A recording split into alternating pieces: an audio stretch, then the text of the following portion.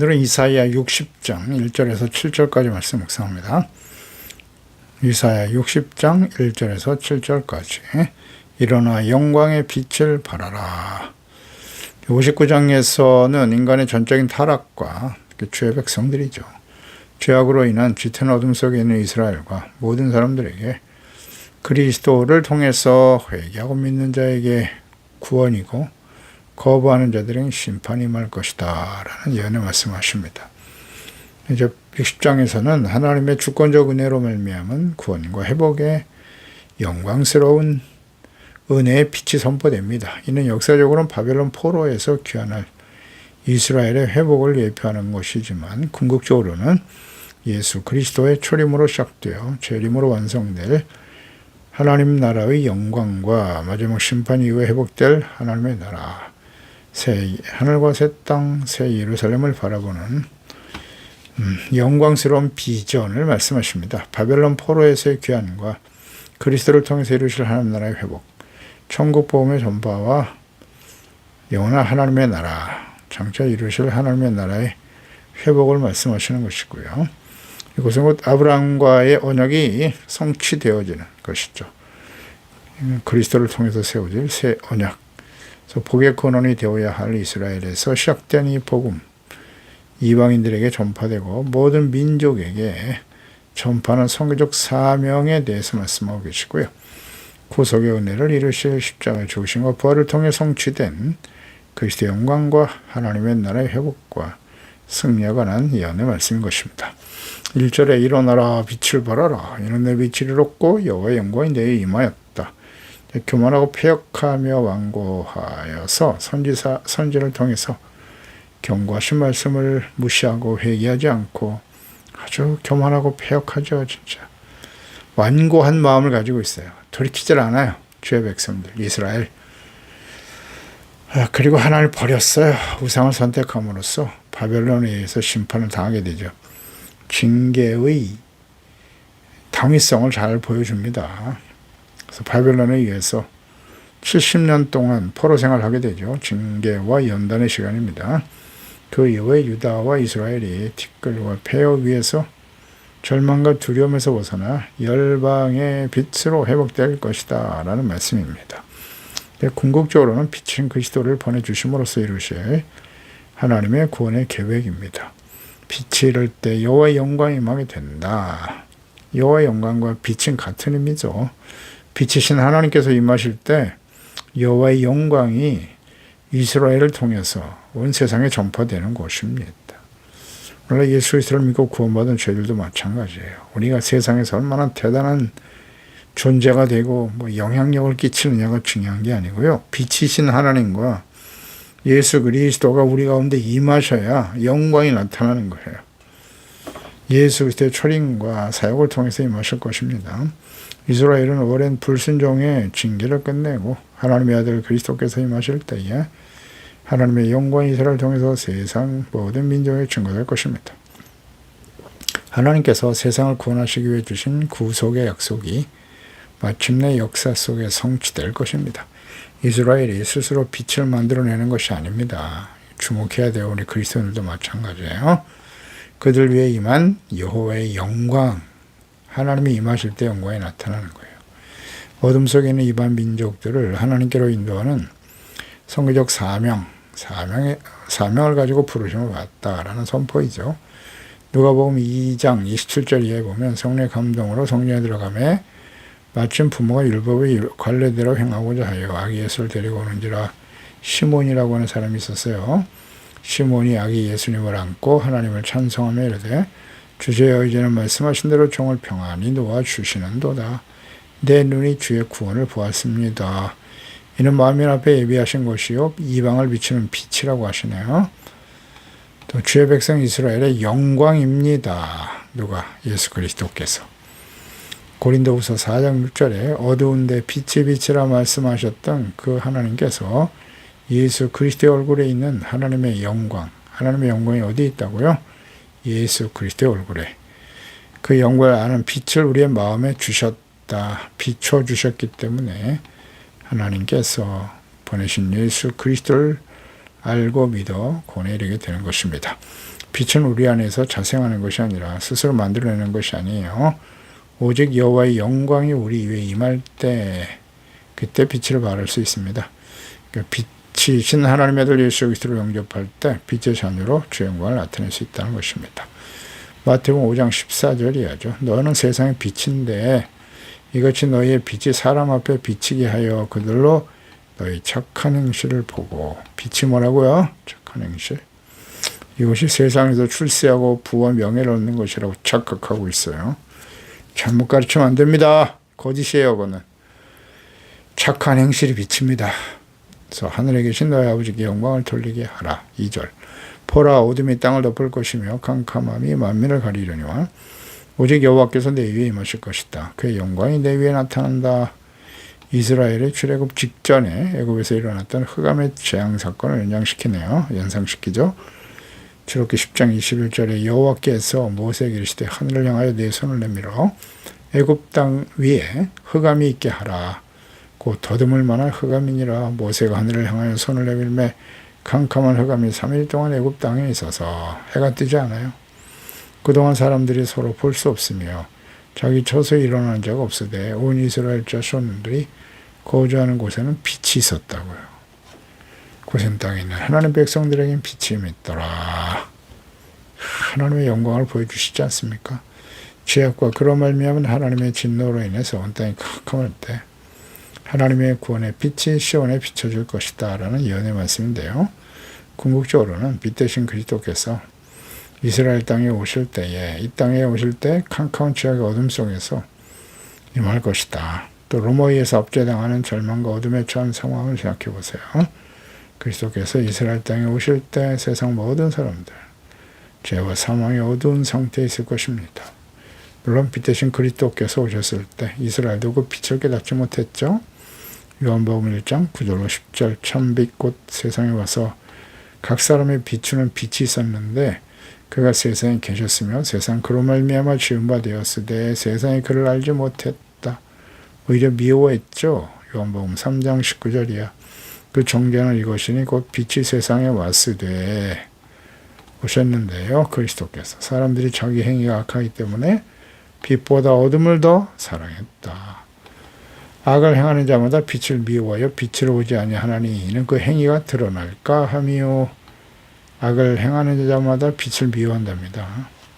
빛이신 그리스도를 이스라엘 언약하신 대로 다윗의 자손으로 성육신하실 것이며 온 땅 이스라엘을 통해 그 빛을 공유하게 될 것이다 라는 예언의 말씀인 것이죠. 하나님께서 세상을 창조하실 때 어둠에 속한 세상에 빛이 있으라 하셨던 것처럼 새로운 구속적 창조 사역이 그리스도를 통해서 자기의 백성 위에 시작될 것임을 말씀하십니다. 이것은 세상의 철학이나 교육으로 해결될 수 없는 본질적인 죄와 사망의 어둠을 오직 빛으로 오실 하나님의 아들 예수 그리스도만이 그들 통해서 예수님을 통해서 이루실 수 있는 일임을 보여줍니다. 빛이신 그리스도를 영접한 주의 자녀들에게 주어진 사명이 있죠. 에베소 5장 8절 9절 너희가 전에는 어둠이었다. 이제는 주 안에서 빛이다. 빛의 자녀들처럼 행하라. 명령입니다. 빛이 된 자녀들은 빛의 자녀들처럼 행해라는 주님의 명령을 순종해야 돼요. 빛의 자녀로 순종하며 살아가면 빛의 열매가 모든 착함, 의로움, 진실함의 열매를 맺게 될 것이 있다. 우린 빛의 자녀가 맞습니까? 빛의 자녀는 어떤 사람들이에요? 그 증거가 뭐죠? 교회 열심히 다니면 되는 겁니까? 교회에서 목사가 되고 재직이 되면 빛의 열매를 맺나요? 교회 직분이 열매입니까? 세상에서 성공하고 출세하고 오랜 신앙생활의 빛입니까? 아니요. 착함, 의로움, 진실함 이 빛의 열매를 맺을 때 하나님께서 영광을 돌리게 되는 겁니다. 하나님께 영광을 받으십니다. 3절 나라들은 내 빛으로 왕들은 비치는데 광명으로 나오게 될 것이다. 빛, 광명, 나라와 왕들이 나오게 된대요. 이것은 과거 스바 여왕이 솔로몬의 죄를 듣기 위해서 찾아왔던 역사. 그리스도를 보내주심으로 모든 나라 왕들이 빛을 보고 나오게 될 것이라는 말씀이죠. 전 세계적인 규모로 확대되어 성취될 것을 말씀하시네요. 예수께서 탄생하실 때 동방의 박사들을 생각해 보세요. 별빛을 보고 베들레헴에 찾아와 아기 예수 그리스도께 경배를 드렸어요. 이 말씀과 연결이 되겠죠. 그리스도의 복음이 모든 민족에게 전파되어 세상 모든 권력이 왕과 나라들이 그리스도의 통치 앞에 무릎을 꿇는 완벽한 주권에 하나님의 언약이 성취될 것이다 라는 예언의 말씀이죠. 빌립보서 2장 9절 이하에 이러므로 하나님의 그를 지극히 높여 우리 죄를 대속하시고 죽으시고 부활하셨잖아요. 이 일로 인해서 높여 모든 이름 위에 뛰어난 이름을 주셨고 하늘에 있는 자들과 땅에 있는 자들과 땅 아래에 있는 자들 모든 무릎을 예수의 이름에 꿇게 하셨죠. 모든 입으로 예수 그리스도를 주라 시인하여 하나님 아버지께 영광을 돌리게 하였나니라. 아멘입니다. 이 말씀이 이루어진 것을 우리는 보고 있죠. 이방 나라 모든 민족이 이스라엘 다윗의 자손 오실 그리스도의 복음을 듣고 회개하고 믿어 구원을 받는 일에 장차 되어질 것이다 라는 예언의 말씀이에요. 이를 통해 하나님의 구원의 계획이 유대인, 이스라엘,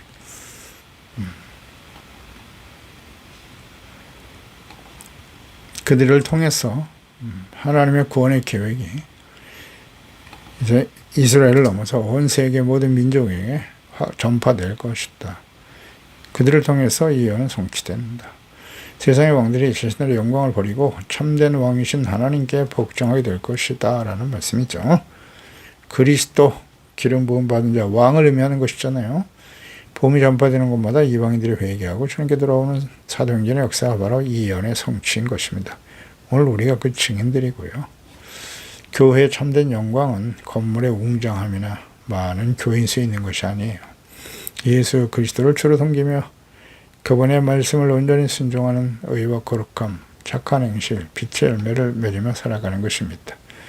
죄와 사망의 어둠에 있는 사람들이 생명과 구원의 빛으로 나오게 될 것입니다. 사람들을 교회로 하나님께로 이끄는 힘은 우리의 성공이나 화려함이 아닙니다. 오직 자기를 부인하고 예수님과 함께 십자가를 지고 주님을 따르는 진리의 말씀을 따르는 거룩한 삶, 세상을 거스르는 사랑과 희생이라는 그리스도의 빛만이 어둠 속에 길을 잃고 헤매 있는 영혼들을 생명의 길로 이끌 수가 있는 것입니다. 4절에 내 눈을 들어 사방을 보라 우리가 다 모여 내게로 오느니라. 네 아들들은 먼 곳에서 오겠고 내 딸들은 안개 올 것이다. 이 명령이네요. 안개 올 것이다. 사방을 보라 그랬잖아요. 보라고. 믿음의 눈을 가지고 보라는 겁니다. 하나님께서 장차하실 일에 대한 강력한 의지와 뜻에 대한 기대와 관심을 가지라고 촉구하시는 말씀이죠. 절망적인 현재 상황, 포로, 노예로 살아가는 사망에 처해 있는 절망적인 상황에 매몰되지 말고 하나님께서 친히 흩어진 자들을 다시 모으시고 이루실 구원의 역사를 바라보라는 것입니다.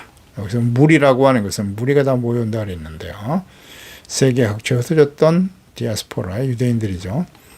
그리고 선택받은 모든 이방인들이 이제 하나님 그리스도 안에서 구원받아 하나님께로 돌아오게 된다. 한 무리를 짓고 하나님을 찬양하며 예물을 바치기에 거룩한 성소 시온 예루살렘으로 올 것이다. 하나님의 자녀 또 하나님 나라의 확장 언약의 백성이 열방의 도움을 받으며 예루살렘으로 돌아올 것이다. 이것은 이방인과 유대인이 더 이상 적대적 관계가 아니라 하나님의 구원의 역사 안에서 연합되어 하나 되는 일이 벌어진다. 실제로 이루어지죠. 이는 장차 그리스도를 보내주심으로 이루실 구원의 역사입니다. 복음 안에서 새롭게 태어난 하나님의 자녀들이 예수 그리스도 안에서 구원받고 회복되는 감격적인 영적인 추수가 크게 일어나게 될 것이다 라는 비전이죠. 안개 온다 라는 표현은 구원이 인간의 힘이 아니라 하나님의 전적인 은혜와 돌보심을 통해서 이루어질 것임을 말씀하십니다. 우리의 시선이 절망적이고 불가능한 현실 상황에 갇혀 있을 때 하나님께서는 눈을 들어 사방을 보라고 말씀하십니다. 명령이에요, 명령. 전능하신 하나님의 구원의 역사는 우리가 생각하는 것보다 훨씬 더 크십니다. 그 하나님을 바라보라. 그러니까 현실에 맞춰져는 육체의 눈이 아닌 하나님의 시선으로 관점으로 바라보는 훈련을 끊임없이 해야 합니다. 하나님과 하나님의 말씀과 뜻에 관심을 집중해야 합니다. 그래서 하나님을 바라보는 것, 이것이 바로 믿음의 본질입니다. 히브리서 11장 1절 2절이죠. 믿음은 바라는 것들의 실상이라고 하셨어요. 보이지 않는 것들의 증거, 보이는 것이 이루어질 것이다. 그 근거는 뭐예요? 선지자들이 이로써 증거를 얻었다. 말씀이죠, 말씀. 하나님의 약속의 말씀을 믿는 겁니다. 히브리서 12장 2절에도 믿음의 주연종케 하신 예수님을 바라보자. 예수님을 바라보라는 거죠. 믿음의 주가 되시는 그리스도. 그 앞에 있는 예수님께서는 그 앞에 있는 기쁨을 위하여 십자가를 참으시고 부끄러움을 개의치 않으셨다는 거죠. 이걸 바라봐야 한다. 그 결과는 하나님 보좌 우편에 앉으셨다. 십자가의 고난, 부활과 구원의 완성을 바라보신 예수 그리스도께서는 십자가의 모욕과 고통을 이겨내셨죠. 영광스러운 하나님을 바라보았죠. 구원을 온전히 이루셨고 하나님 보좌 우편에 앉으신 것입니다. 그래서 우리가 눈앞에 보이는 이익과 세속적인 영광을 바라보는 것이 아니라 썩어질 것을 바라보지 말고, 비록 복음을 위해서 말씀을 통해서 박해와 시련과 불이익과 상처와 아픔들이 있지만 십자가의 목과 고통을 이겨내심으로써 하나님 보좌 우편에 앉으신 것처럼 그리스도를 따라가야 하는 거죠. 사도 바울의 마지막 고백이 디모데 후서 4장 7절 8절이죠. 나는 선한 싸움을 싸웠다. 나의 달려갈 길을 마치고 믿음을 지켰다. 어떻게 이게 가능했을까요? 나를 위하여 의의 멸관이 예비되어 있다라는 확신과 믿음을, 이걸 바라본 거잖아요. 눈앞에 펼쳐지는 박해와 시련, 현 상황을 바라본 게 아니라 장차 내가 주님 앞에 설 때 받게 될 의의 멸관을 바라보았다는 거예요. 의로우신 재판장이 그날에 내게 주실 의의 멸관을 바라보고 달려왔다는 거죠.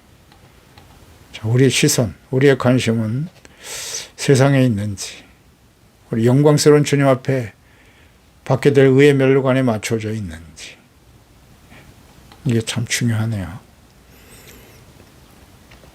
예수님의 재림과 마지막 심판이 임박한 시대 교회와 그리스도인들은 어떻게 해야 하는가? 계속 강조됩니다. 베드로후서 3장 11절이야. 이거 모르면 안 돼요. 이 시대에 살아가는 그리스도인들은 이 모든 것이 이렇게 풀어진다. 마지막 심판 때가 가까웁니다. 너희가 어떤 사람이 되어야 마땅하냐? 모르면 안 돼요. 거룩한 행실, 경건함, 하나님 임하시기를 바라보라는 거예요. 바라보라. 초점을 거기에, 관심과 초점이 그곳에 맞춰져 있어야 한다라는 말씀이죠.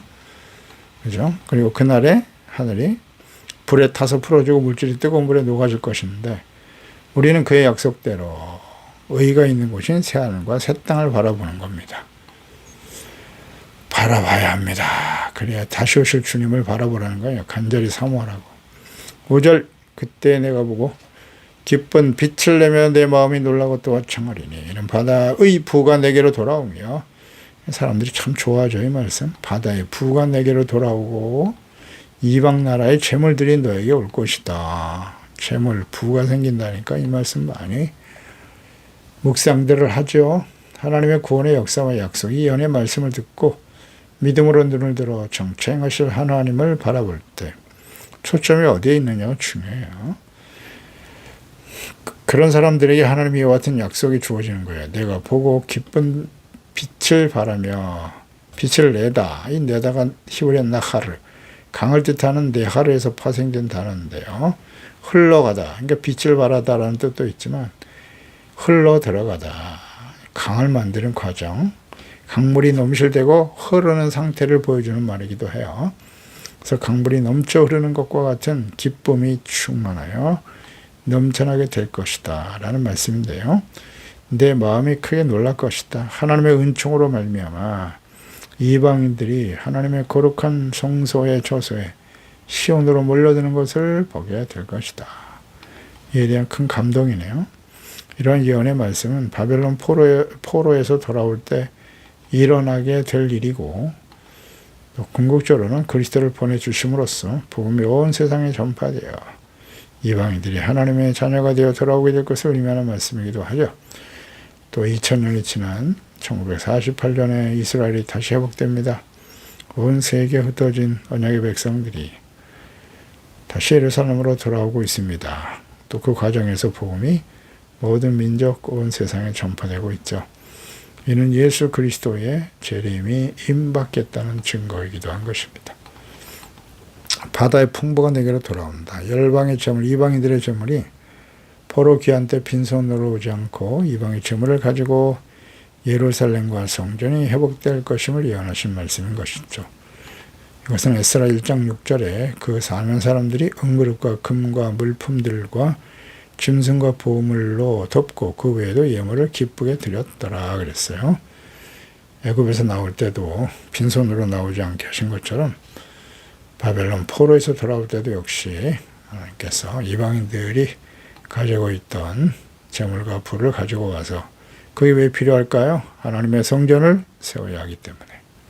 그래서 필요한 거예요. 하나님이 허락하시는 겁니다. 우리에게 하나님께서 재물을 주시는 목적이 무엇일까요? 나만 잘 먹고 잘 살라고요? 영원히 부패하고 타락하라고 그렇게 하시나요?